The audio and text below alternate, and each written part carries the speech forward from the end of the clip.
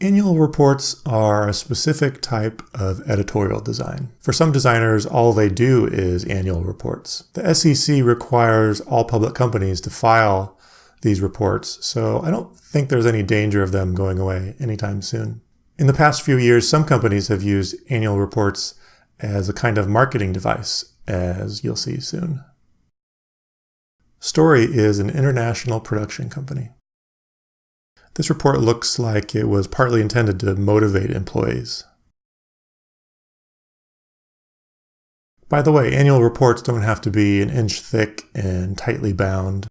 I like that they printed this on newsprint because it'll reach more people that way. It's cheaper. Also notice how the content isn't very dense, so it allows people to browse through it casually. Celine is a French luxury clothing brand, and they'll probably never print an annual report on cheap newsprint. This one doesn't seem to be numbers driven. Maybe they had a consumer audience in mind and they wanted the report to reflect the brand. In that case, I could see that talking about revenue would be off-brand.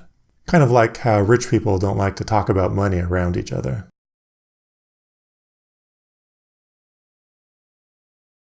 Some brands invest in photography, but this one seems like they had plenty of great photos laying around.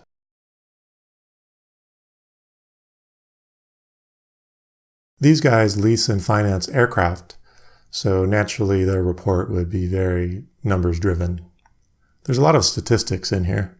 The minimal imagery, dark colors, and sparse layout create a serious mood.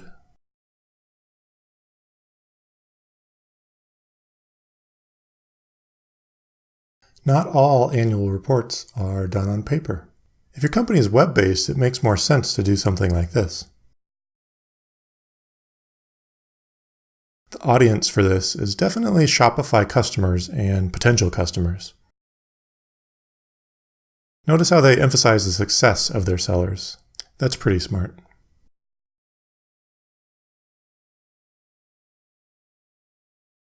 This one is definitely marketing driven, and that's okay. This last one is pretty different.